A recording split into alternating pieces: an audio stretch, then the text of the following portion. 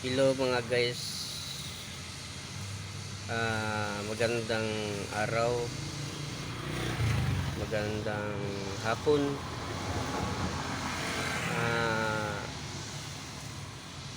Nagsasalita ako ngayon ng Tagalog kasi yung Tagalog maintindihan rin sa lahat, pero pag Bisaya lang ang makaintindi, hindi mga Tagalog.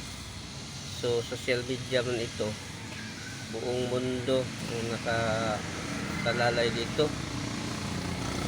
Tagalog, buong Pilipinas yan makita at marinig, din maintindihan din nila kung ano ang aking sinasabi, kaysa Bisaya na language. Sa kadalasan yung Cebuano lang ang makaintindi, kaya ginawa ko itong video para sa lahat, sa buong Pilipinas at sa ibang bansa na nakatira doon, yung OFW kababayan natin. So unal sa lahat, magandang araw sa ating lahat.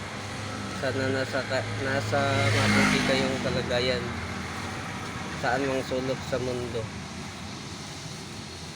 Lahat, mga relatives, mga friends, mga hindi friends, lahat. Sa live ito, parang live itong video ko.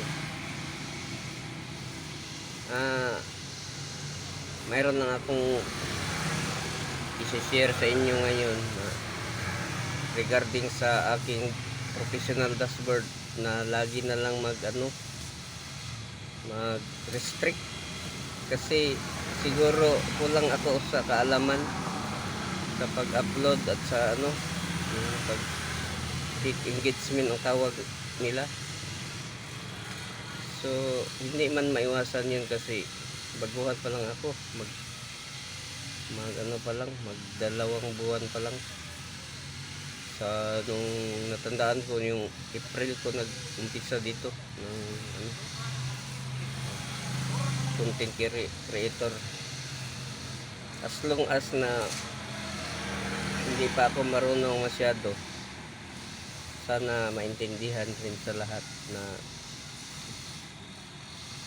pasensya na kung hindi kayo nakagusto sa video ko, sa mga content ko. Sabagay, hindi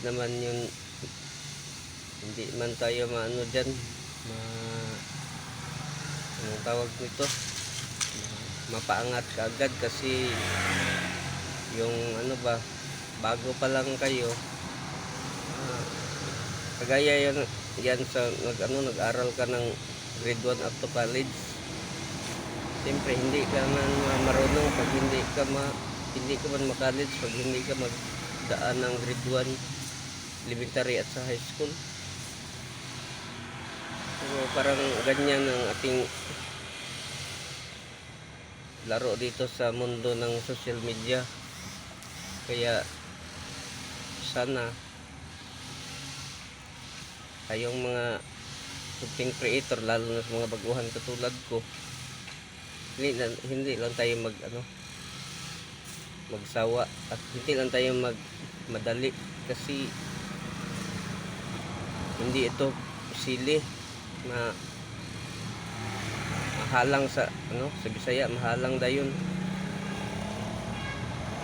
may process ito. So sana hintay lang tayo kung kailan tayo mapansin. Sa akin ngayon, siguro hindi ako mapansin kaagad kasi hindi ako marunong mag-edit, kasi yung ako lang marunong lang ako sa upload, ganyan.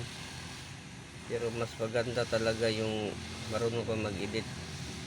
Sana sino man na marunong mag-edit na content creator, pa-share naman sa inyong mga natutunan dyan sa edit. i-share mo naman yun na lang sa amin dito sa aming video para mabasa ko na anong gawin kasi itong tanda ko hindi masyadong ma-catch up yung mga tutorial dyan sa YouTube sa yung tutorial buti pa yung mga apo ko marunong pa siguro kaya siguro ganyan talaga pag gawa ka ng content creator kasi alam nyo naman yung social media marami dyang mga maraming tawag expert. Ako hindi man expert pero sasamantahin ko ito kasi naumpisahan na, tatapusin ko na lang.